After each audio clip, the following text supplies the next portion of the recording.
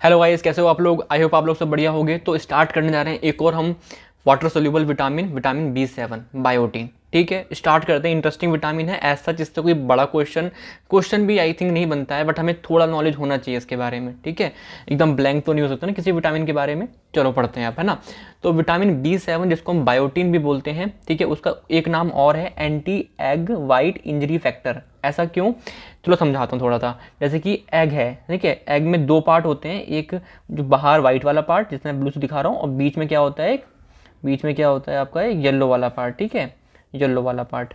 तो जो येलो वाले पार्ट है उसमें तो आपका बायोटीन होता है, उसमें तो बायोटीन होता है। ठीक है, लेकिन जो सिर्फ और सिर्फ वाइट वाला पार्ट खाते हैं, है ना, बायोटीन कहाँ है, सिर्फ और सिर्फ येलो वाले पार्ट में। ठीक है, अब जो क्या होता है, अब क्या बोल रहा हूँ, जो आपका एक सेकंड देना मुझे। हाँ, तो मैंने क्या बोला, जो वाइट वाला पार्ट होता है ना, यहाँ पे क्या होता है, एक प्रोटीन होता है जिसे बोलते हैं एविडिन, है ना। लिख देता हूँ यहाँ पे इस कलर से। इसमें एक प्रोटीन होता है AVIDIN, एविडिन प्रोटीन होता है। ठीक है, जो क्या करेगा विटामिन B7 का एब्जॉर्प्शन होने से रोकेगा, है ना। विटामिन B7 का हमारे पेट में एब्जॉर्प्शन होने से रोकेगा।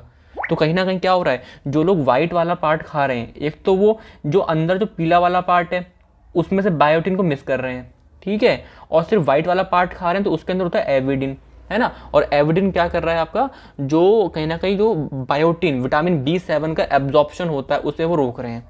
ठीक है, तो अगेन जो सिर्फ ये वाले एग खा रहे हैं, रॉ एग खा रहे हैं एकदम, ठीक है, जिसमें वाइट येलो वाला पार्ट नहीं होगा, तो उनको कहीं ना कहीं विटामिन B7 की डिफिशियंसी आने लगती है। ठीक है, ओके, आगे बढ़ते हैं। और एक और नाम क्या होता है विटामिन B7 का विटामिन H भी बोलते हैं। जर्मन वर्ड है यार एक, हर उंड हॉर्न, ठीक है ना, मतलब कि स्किन, और कहीं ना कहीं स्किन के लिए और हेयर के लिए हम यूज़ कर लेते हैं इसको, है ना, इसको विटामिन H। तो आप देखोगे यार, विटामिन B7 आपका स्किन में हेयर लॉस में कहीं प्रिवेंट कराता है ना, स्किन में कोई दिक्कत ना हो, है ना, डर्मेटाइटिस और कहीं ना कहीं हेयर लॉस ना हो, तो vitamin B7 play a very important role. तो उसको जर्मन में कुछ स्टेटमेंट बोलते हैं, ऐसा नहीं कि मुझे पता था, मैंने भी सर्च किया, देन आपको यहाँ पे मैंने इन्फॉर्मेशन कर दी। मेरा काम बस इतना ही तो है, मैं कोई डिस्कवरी थोड़ा ना कर रहा हूँ किसी चीज़ की। ऐसा तो नहीं है विटामिन B7 के बारे में पूरा कुछ डिस्कवरी करके फिर पढ़ाऊंगा, नहीं। इन्फॉर्मेशन पढ़ी है मार्केट में, कहीं पे भी, किताबों में, कहीं से भी मैं पढ़ूंगा, समझाऊंगा, समझा दूंगा आपको, बस इतना ही काम होता है मेरा, है ना। चलो, अब मैं क्या बोल रहा हूँ आप लोगों से, तो ये हो गया। अब देखो क्या होता है, वाटर सोल्यूबल है विटामिन, ये बता रखा है, बिकॉज बी वाले सारे के वाटर सोल्यूबल है, और इसमें सल्फर होगा। अभी स्ट्रक्चर देखेंगे समझ जाएंगे, ठीक है।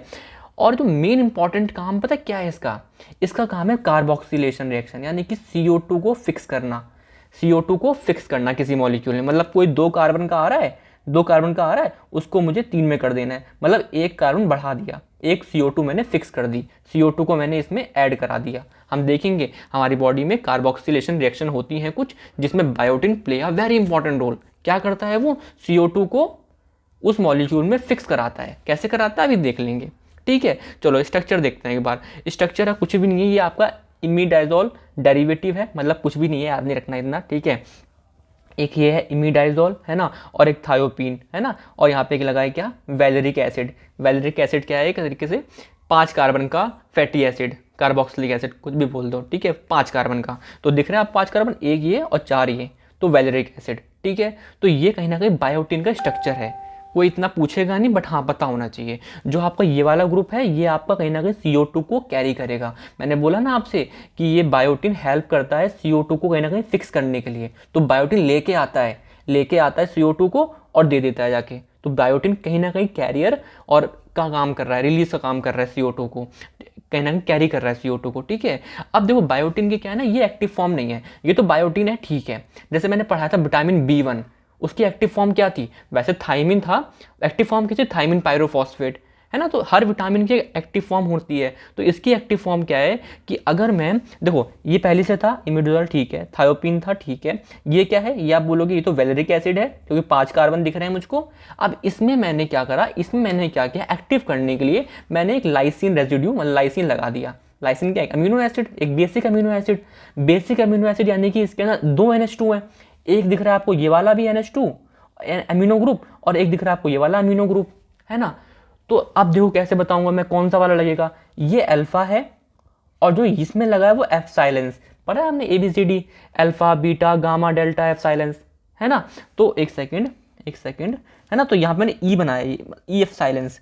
तो मैं क्या बोल रहा हूँ, लाइसिन के पास 2 अमीनो ग्रुप हैं, एक अल्फा कार्बन पे लगा है ये वाला, है ना, और एक लगा एफ साइलेंस पे। तो एफ साइलेंस वाला मतलब कि ये वाला अमीनो ग्रुप जाके कहाँ लग जाएगा, जाके लग जाएगा वैलेरिक एसिड से। ठीक है, ये भी अमीनो ग्रुप है, वो अपना अलग है। ठीक है, समझ में आ रहा है क्या? तो ये आपका एक्टिव फॉर्म बन गया, है ना, ये आपका एक्टिव फॉर्म बन गया बायोटीन का। समझ में हमको आ रहा है क्या? ठीक है, चलो समझते हैं। आप समझते हैं फंक्शन। फंक्शन मैंने बता ही दिया आपको, क्या मेन याद रखना है आपको, CO2 को फिक्स करेगा। ठीक है, अब याद करना है हमको कि हमने कहाँ कहाँ पे ऐसा कुछ पढ़ रखा है। तो मैंने पढ़ाया था वो ग्लूकोनियोजेनेसिस में एक स्टेप होता है पायरुवेट। पायरुवेट कितने कार्बन का होता है सोचो? पायरुवेट आपका 2 कार्बन का होता है। ठीक है, 2 कार्बन, सॉरी 3 कार्बन का होता है ना, ग्लूकोज को 2 में तोड़ते हैं। तो पायरुवेट आपका 3 कार्बन का होता है, और जो ऑक्सलो एसीटेट है वो आपका 4 कार्बन का होता है। 1 2 3 4। तो ये कैसे, एक कहाँ से आ गया, एक आपका CO2 यहाँ पे ऐड हो गया। अब ये CO2 को लाया कौन होगा, कैरी करके लाया कौन होगा, बायोटीन लेके आया है। ठीक है, तो ये काम होता है, CO2 को फिक्स कर दिया। ऐसे ही आप फैटी एसिड सिंथेसिस में पढ़ाऊंगा, अभी पढ़ाया नहीं है। ठीक है, तो पढ़ाऊंगा, वहाँ पे देखेंगे हम एसिटाइल कोएंजाइम में। ये आपका 2 का होता है ना, इसको आपको 3 का करना होता है। एक सेकंड, ये क्या हो गया, 2 का होता है, इसको आपको 3 का करना होता है। ठीक है, तो यहाँ पे भी CO2 कौन लेके आ रहा है, बायोटीन। ठीक है, बायोटीन CO2 को लेके आ रहा है। तो बायोटीन क्या एक तरीके से कोएंजाइम की तरह काम कर रहा है, जो CO2 को लेके आ रहा है। एंजाइम आपका ये है जो मेन एंजाइम है, इसमें आपका पायरुवेट कार्बोक्सिलेज है, मेन एंजाइम है, no doubt about that. But biotin play a very important role कि CO2 वहाँ पे आए, है ना, कैरी हो। ठीक है, ऐसे ही आपकी बॉडी में एक और होगा, थोड़ा कम देखने को मिलता है बट हाँ इंपॉर्टेंट है, प्रोपोनाइल कोएंजाइम में, है ना, उससे बनाते हैं मिथाइल मेलनिल कोएंजाइम में। मतलब कहने वाली बात इतनी सी है कि आपका कहीं ना कहीं आपका ये एक फैटी एसिड है 3 कार्बन का, और चेन है ना, फैटी एसिड। मैंने पढ़ाया नहीं ना आपको भी फैटी एसिड, तो मैं उस तरीके से बता नहीं पा रहा हूँ कि मैंने वहाँ पढ़ाया था। एक बार मैं पढ़ा दूंगा, है ना, आप लोगों ने भी पढ़ा होगा, क्या पता मेरी वीडियो बहुत बाद में देखो आप लोग, जब तक पढ़ा चुका हूँगा। ठीक है, तो वहाँ पे आप देखोगे फैटी एसिड को मुझे एंटर करना है, प्रोपोनाइल कोएंजाइम को एंटर होना है कहीं ना कहीं TCA में, है ना, क्रेब्स साइकिल में। तो वहाँ पे क्या होता है, हम इसके रास्ते जाते हैं हम सक्सेनाइल कोएंजाइम तक, और सक्सेनाइल कोएंजाइम, है ना, सक्सेनाइल कोएंजाइम में आपका TCA में एंटर करा देता है। तो मतलब फैटी एसिड को अगर TCA में एंटर करना है तो ये कुछ रिएक्शन करनी पड़ती है, कुछ भी नहीं है यहाँ पे। याद क्या करना है आपको, बायोटीन एक CO2 फिर से ऐड करा देगा, एक कार्बन का नंबर फिर से बढ़ा देगा, है ना, 3 से 4 कर देगा। ठीक है, बट अब मैं क्या बोल रहा हूँ आपसे, कार्बोक्सिलेशन रिएक्शन कौन कराता है आपका, CO2।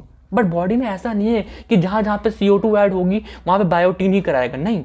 ये 3 थी, मैंने पढ़ा दिया आपको, एक आध और होती है। ठीक है, बट 3 इंपॉर्टेंट है। बट ऐसा नहीं है कि 100% CO2 फिक्सेशन यही कराएगा, नहीं। आप देखोगे, आपने थोड़ी बायोकेमिस्ट्री पढ़ोगे थोड़ी डिटेल में, तो आप देखो यूरिया साइकिल में पहला स्टेप होता है, याद है, NH3 + CO2, है ना, याद है, कार्बोनिल फॉस्फेट बनता था, है ना, याद है, कुछ कुछ होगा। ठीक है, तो वहाँ पे भी CO2 ऐड हो रही है, फिक्स हो रही है, तो वहाँ पे कराएगा कि नहीं, वहाँ पे नहीं करा रहा। प्यूरिन सिंथेसिस में भी कुछ एक कार्बन CO2 से आता है, तो वहाँ पे भी नहीं। विटामिन K पढ़ोगे, वहाँ पे भी कार्बोक्सिलेशन होता है, तो वहाँ पे भी आपका बायोटीन प्ले इंपॉर्टेंट रोल नहीं करता है। तो अगेन मैं बोल रहा हूँ आपसे, all carboxylation reaction in the biological system are not depend on biotin. ठीक है, बायोटीन आपका कराता है कार्बोक्सिलेशन रिएक्शन, बट ऐसा नहीं कि सारी कराएगा, सारे डिपेंडेंट होंगे उसके ऊपर, नहीं। ठीक है, डाइटरी सोर्स। ठीक है, तो ये यार आपका ना, बहुत पहली बात तो हमारे पेट में जो फ्लोरा होते हैं ना, गुड बैक्टीरियाज होते हैं, वो बना रहे होते हैं, तो इसकी डिफिशियंसी जल्दी जल्दी होती नहीं है। और साथ ही साथ ये आपके ना vegetarian diet, non vegetarian diet में अच्छे से वाइडली डिस्ट्रीब्यूटेड है ना। ऐसा नहीं कि सिर्फ और सिर्फ नॉन वेज मिलेगा, सिर्फ और सिर्फ डेयरी प्रोडक्ट मिलेगा, नहीं। ये आपका दाल चावल में भी आराम से मिल जाएगा ना, मतलब मिल्क में, ग्रेन्स में, है ना, मीट, एग यॉक।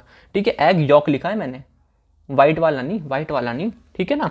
ठीक है, अब मैंने क्या बोला, इसकी RDA क्या है आप देख लोगे आराम से, 3200 है ना माइक्रोग्राम यहाँ पे हो गया। तो आपको ये याद होना ही चाहिए। ठीक है, ये आपको याद होना ही चाहिए, एक जगह लिख लो सारे विटामिन की, हो जाएगा।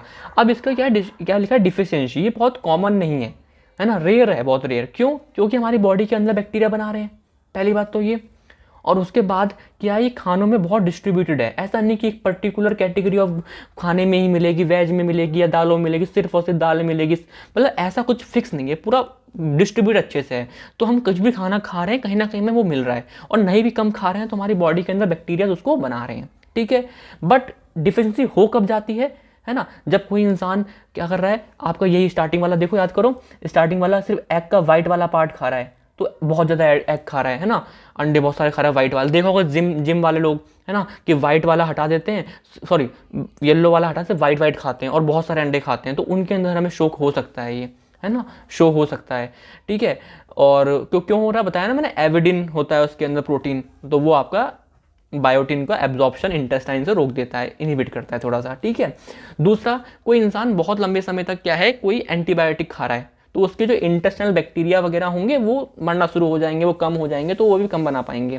क्लिनिकल फीचर है अगेन, स्टार्टिंग वाले याद करो, विटामिन एच क्यों बोल रहे थे, हर उंड हॉट जर्मन वर्ड है, ठीक है, तो उसका मतलब हेयर एंड स्किन से ही है, तो आपका हेयर लॉस कराएगा ये, अगर इसकी कमी हो गई तो स्किन रैसेस है ना, डर्मेटाइटिस, स्किन में दिक्कत, डिप्रेशन एंड हेलुसिनेशन भी एक क्या बोल सकते हैं आपके क्लिनिकल फीचर्स में आते हैं। इसकी डिफरेंस इतनी कॉमन नहीं है, बहुत कॉमन नहीं है ना, नहीं होती है, ठीक है। तो यही था आपका आसान सा विटामिन है, विटामिन B7। आई होप आपको समझ में आया हो, कोई भी डाउट हो तो प्लीज़ मुझसे पूछना, अगेन चीज़ें आसान है, ठीक है। चलिए, थैंक यू, बाय।